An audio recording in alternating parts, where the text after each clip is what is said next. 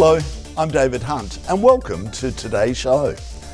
Can you hear those drums, tribal drums beating? Well, if so, it's all to do with my guest today, who is very primal, very powerful with his art, but it's also very playful at the same time, while making you think, like taking you on a journey with each piece that he produces. I love it. I'm spellbound by it. But it actually scares some people because it's actually very mystical. It's very, for a lot of people, his work. But when you meet him, he's a totally different person. He's a very placid person. So interesting in that respect. Can't wait to chat to him about that. He has been part of many exhibitions over the years, and he loses himself in his work, and you can tell that with his strong images that he produces, and a music passing through, I could imagine, would have a big impact on him. That's why I mentioned about the primal drums, because I get that sense that like he would lose himself in that sort of sound. He says, "I'm not out to shock, I'm out to connect," which is a beautiful saying for an artist. Steve, hello. Hi there, how are you going? Good, and welcome. Thank you. Well, good to be here. So tell us, where did this whole image start from that you're creating that's so strong and so what you're doing?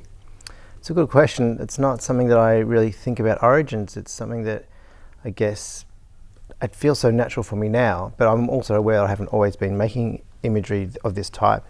I think it's sort of just emerged. The more I stripped away the things that I felt like I should be doing or other people might want me to be doing, it became more and more what you see today. So yeah. I haven't always made work like this, even though I've been exhibiting for decades. It's sort of narrowed down to this, and the more I take away, the more it becomes what you see. Yeah. So I think it's a process of stripping things away. Yeah. Now you're a graphic designer, so therefore you wouldn't be producing this sort of imagery in your day-to-day life.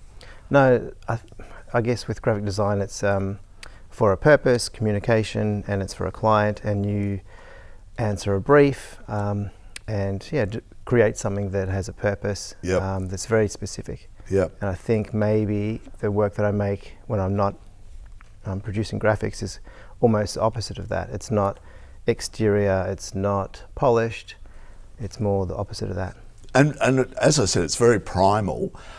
Where did the concept, was it you traveling that gave you, like the idea of, like South America or wherever? Did you get inspiration from there, or was it just something that naturally happened?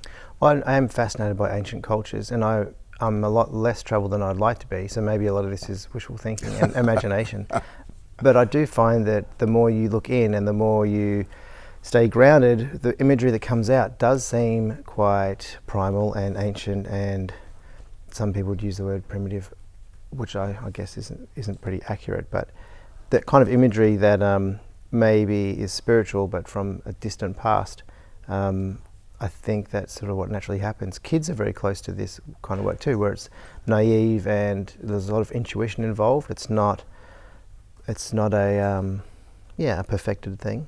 And you've told me that before, that the kids really get off on it. But then a lot of adults find it a little bit of a threat and a little bit sort of off-putting in a way. So isn't that interesting how kids get off on it and adults don't? Well, I think maybe kids, they don't have baggage like adults do. When they see energy, they're curious. They don't really judge the energy like a lot of adults would, because adults are used to trying to put things into buckets and categories as quickly as possible and move on through their lives and, set an example and be a leader, whereas kids are just taking everything in as it is. So I think there's darkness in the work, but it's not something that I've intended to put there. And some things just naturally come out darker than I expect. Some things are more joyous and more, I guess, humorous than I expect. I'm not in full control, which is how I like it. Yeah. I love the fact that some of the images, you look at it and you look into their eyes and you're actually drawn in, and it's very basic the way you create your eyes, but you're drawn in. What creates that, Steve? I think it's probably if I'm able to capture the energy of creation, that's something that stays in the image and never goes away. I don't want the imagery to feel static, even though it doesn't actually animate or move. It is static, but I don't want it to feel that way. Yep. And it's important for me, if something feels like that, and it's not something I would share with anyone else, it's something that I would keep working on until it feels like it's got an energy of its own and it's something that people can relate to. I think sometimes the more specific I make something, the more universal the appeal is, and that's what draws people in, because it's something we all share. It's not just me, even though I'm looking inwards and I'm sharing what I find, reporting back, if you will. I think a lot of people can relate that way. Yeah. It's not. I guess my intention is to just keep exploring and to not be in control and to keep searching. A lot of it is individual people, but every now and then there'll be a group within one of your pieces. What determines that with you? It's not something that I decide upon. It's Okay. something that I guess I get influences constantly from everywhere.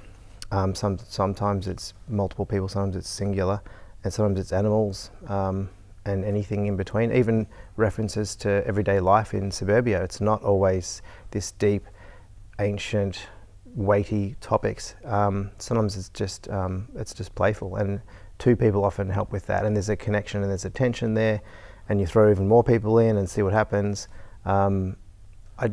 I try not to define too much of the way I create work, as well as the subject matter. Yep.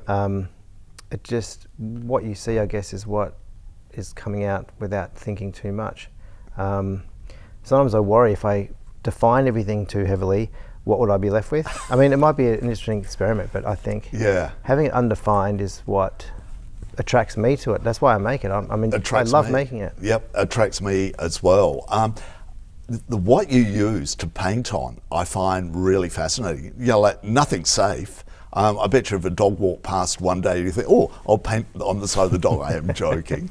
But you use so many wonderful, a mirror or street signs that you must find on the side of a road or whatever. Yeah. That, that's what I find really interesting about what you're doing. You'll pick up that street sign and paint on it, and paint something really powerful. Give us the idea of what tells you that piece of scrap metal, in a way, is going to be a painting. I think part of it is to disarm the viewers as well. So I don't want it only to be my work to be created on beautiful art materials that have a high monetary value before I even start. Yep. And it's this whole tradition. I mean, it's already traditional that I'm a visual artist. It's already traditional that I'm using rectangles. So many things have been done a million times. So the more I can have fun with it and play with it, the better. Yep. So if I'm painting on, it's like when you have junk mail when you're a kid and you just draw a mustache on someone and colour their teeth in and just have fun like that. It's as playful as that. Yeah. So if I find something that can take paint, I'll probably give it a go and see what happens. And I think sometimes also having the piece or the object has a life already that people understand. So what I do to it, they can see how I've subverted that object. Yep. So I think that's important for me too. If you have a piece of paper or canvas, it's neutral to start with, whereas these other things have something already. So it's more playful to subvert what that is or align with it. And it also talks about everyday objects, and maybe it also allows people to relate to what I'm doing in a different way. Like, it's not art for art's sake, it's art because on anything that is in front of me almost. I love the fact that, as I just mentioned, about a road sign saying, going the wrong way or roadworks ahead, and I'm sure you've stolen a few apart from them just being laying on the side of the road. But who buys that sort of piece? Because I find that if I walked into somebody's place and like your beautiful imagery is on a wrong way, go back sign, that would doubly interest me, and I think myself, this is an interesting person's place I've walked into. Yeah, oh, well, I think the people that collect my work have definitely got interesting collections, and I'm told that my pieces start conversations all the time, and I'm really proud of that, because they've got a job to do as pieces of art, and I give them all, as much as I can, the energy and the opportunity for them to go do their job in people's homes, which is to attract visual attention, but then have a reason to keep it, and then something to discuss, but not challenge in a way which, like I said earlier, like I'm not trying to shock people. That'd be easy. I could do that in 5 minutes, and there's many techniques I could use to do that, but that'd be cheap and simple to do.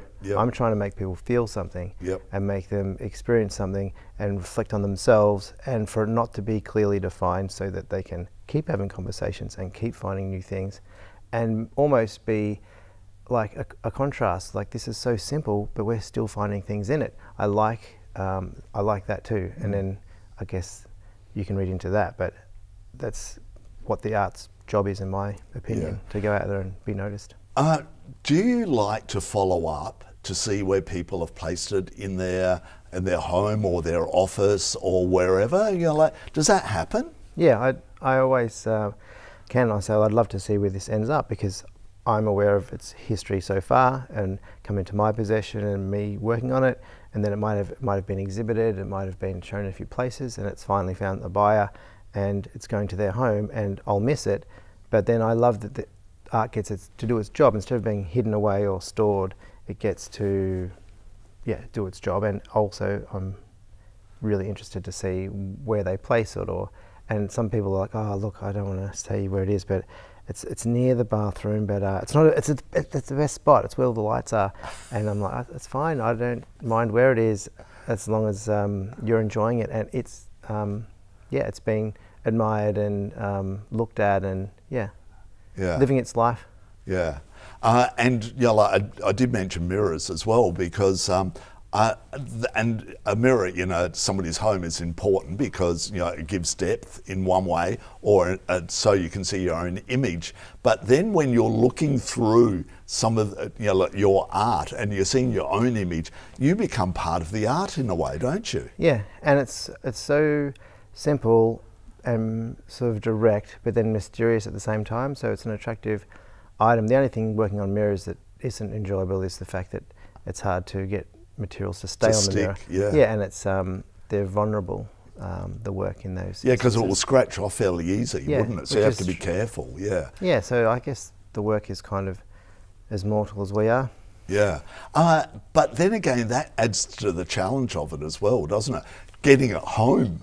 Getting it to the person's. Do you actually say, oh, can I bring it because I don't want anything to happen to it along the way? I do try and protect things as much as possible, and I'm aware that things can happen.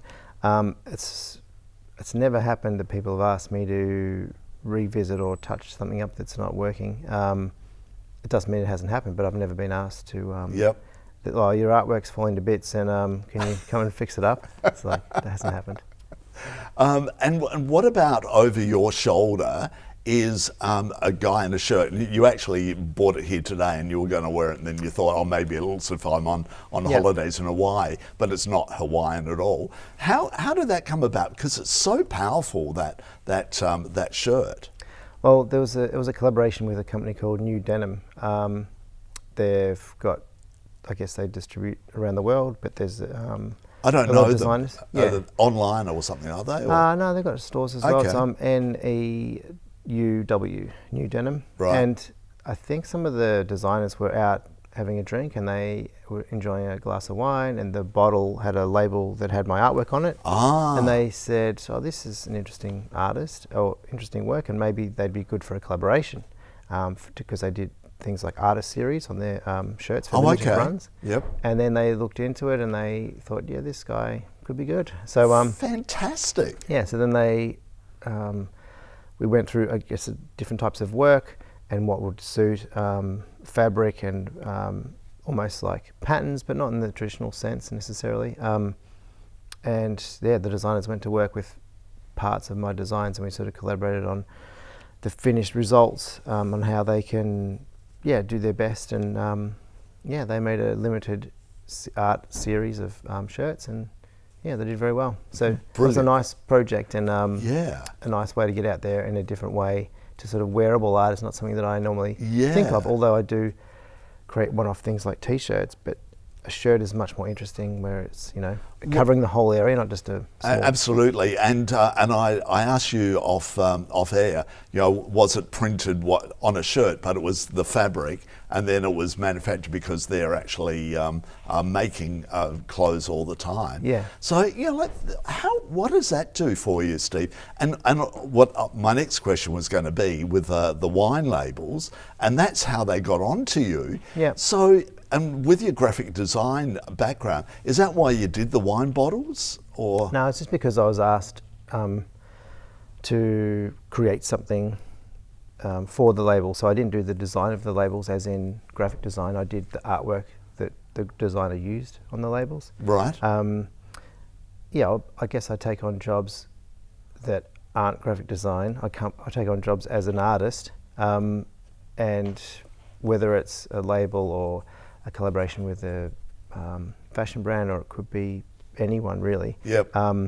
If they're in, need of imagery that's striking, or I guess I just assess it at the time. And one thing normally leads to another. So people might see a wine label, they might see a shirt, they might see a wall, they might see art in someone's house, and it's just ways of connecting with what I do. Sometimes there's a limit to what things that I think are probably appropriate for me to be involved with. Yeah, but I guess I just assess it as it comes, and I don't go searching for that kind of stuff. It just finds me. Wow, and I find that really fascinating.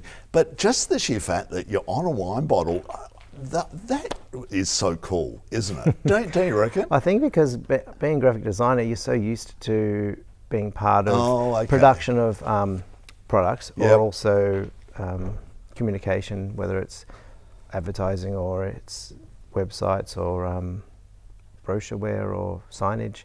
So I'm used to having my work out there, but it's not me, it's the brand that I've worked on. Whereas it's different when it's me. This is you. What is the company you work for, or is it multiple companies? Do you freelance, or do you work for... I work for Clemenger. Right, okay. What do they think of your artwork that's on a wine bottle, for instance?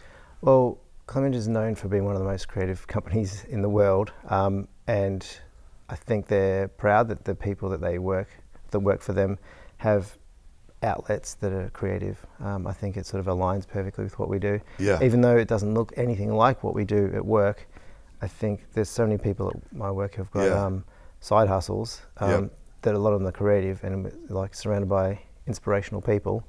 I think it's it's just perfect alignment. I think they'd be probably more upset if I didn't do this type of thing. Okay, fantastic. It's all pent up energy and nowhere to use it. It probably could be a liability at work. Yeah, and what about the shirt? Like they would have been very impressed with something like that on a world stage. I suppose that would be, wouldn't it?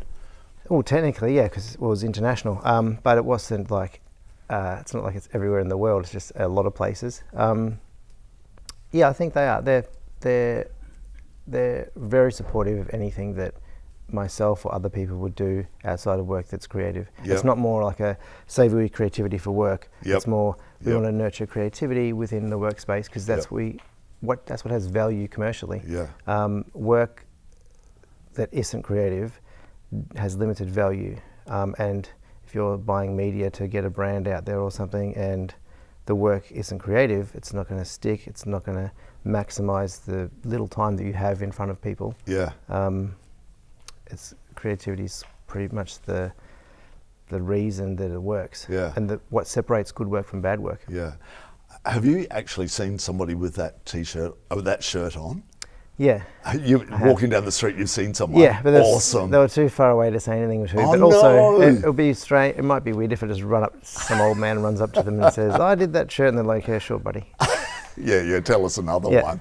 That would have been. I would have wanted a photo with them. Like how cool. But in the end, they would have really liked the fact that it's the person that designed the fabric. Yeah, and that I was proud enough to come over to it. Yeah, absolutely. Now, over your shoulder again is a gallery that you have, and that's how I found you, at the gallery on Fitzroy Street here in St Kilda. You only open on weekends because you have a day job, as most artists have to. One thing I find really it blew me away the minute I saw your, and you even have your own beautiful coffee table book as well, which is stunning, but we'll get to that a little bit later, which is perfect for, like being in a gallery space.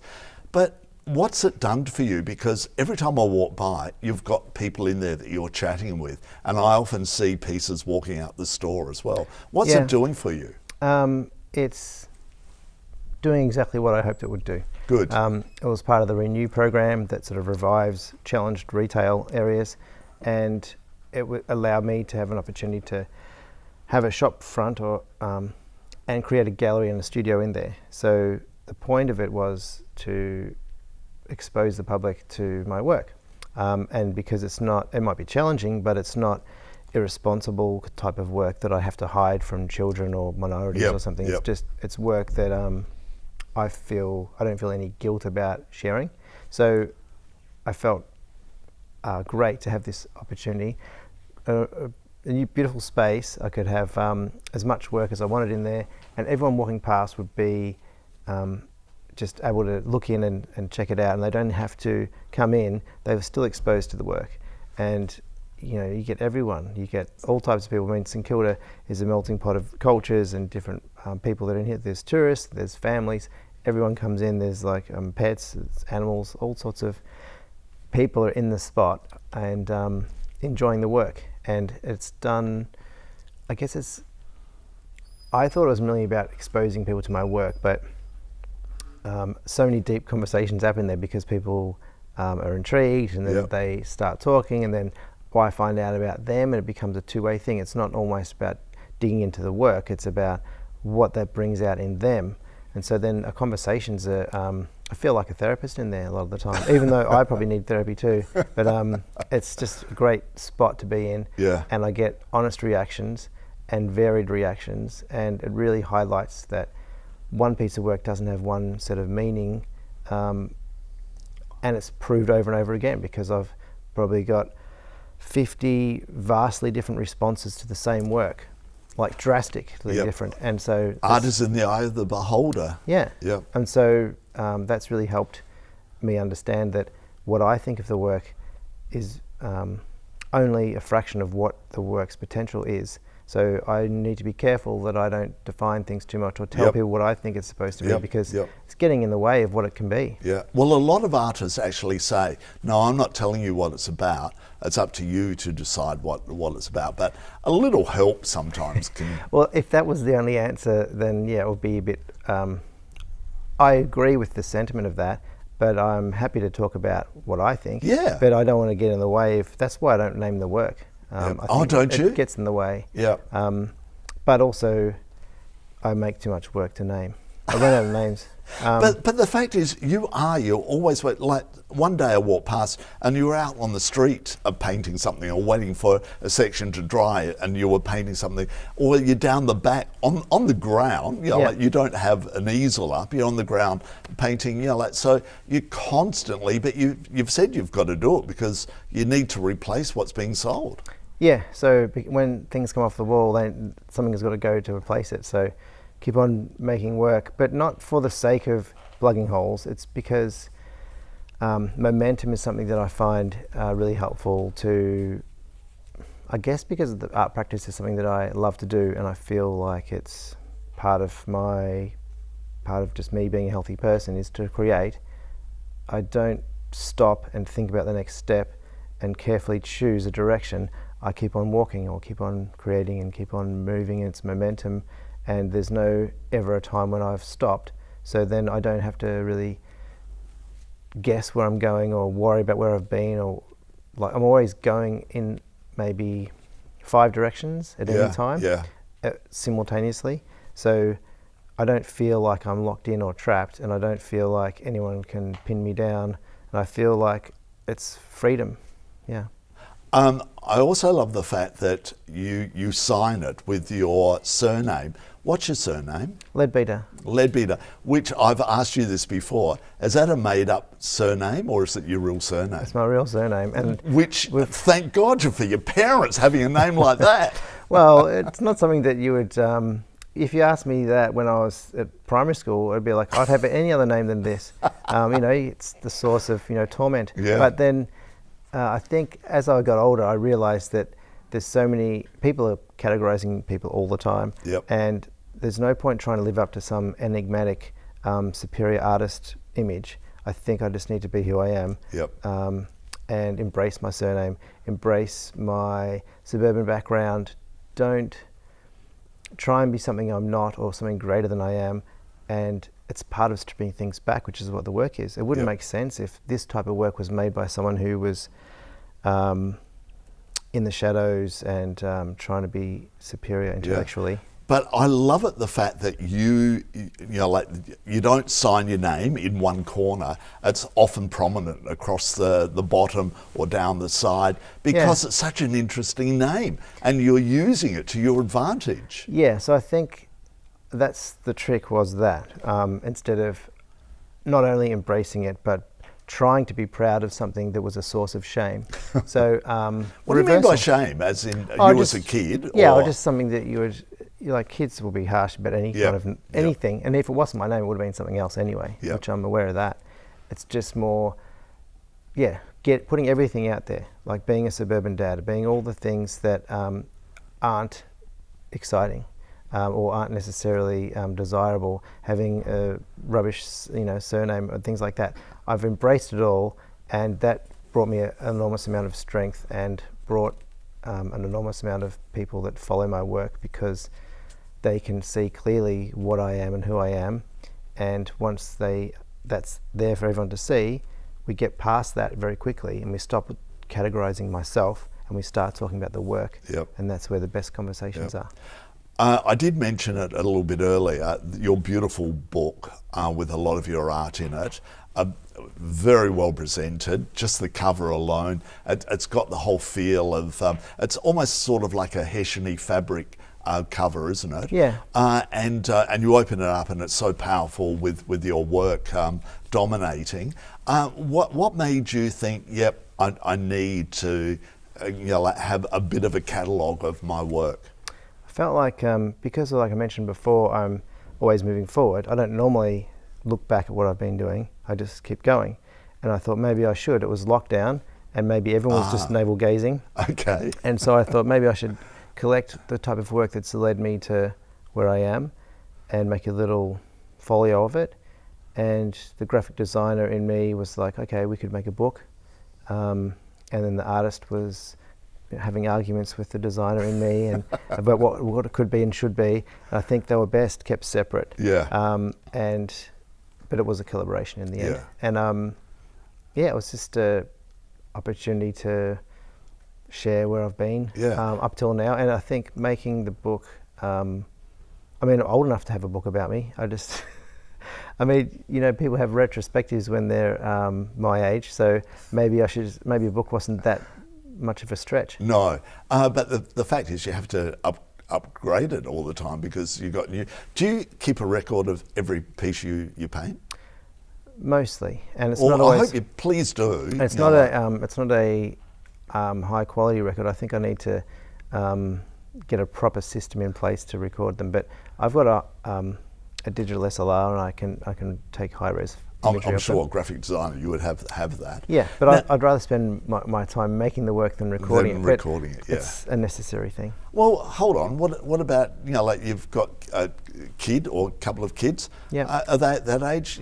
Get them to do it. They could. Yeah, I could start paying them to record the work. Yeah. Come on. Do something for Dad. Do something for Dad. Now, we mentioned about your studio, a gallery on Fitzroy Street. You're only there for a short time. The building's been pulled down, and that's why it's all short lease people. You're extending it as you go along.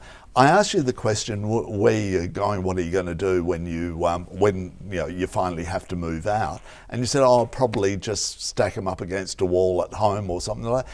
Steve, you can't. You've got to show your work. You've got, because the interest is there. People need to see it.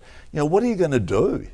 Maybe I can look at doing something similar in a different area. You know, maybe some other retail that's struggling. There could be opportunities, and maybe having had this, we can now prove to another vendor, look, this is possible, and this can actually. But rents can be a killer though for an artist, can't they? Yeah. So that's why this system is a great system in a way, isn't it?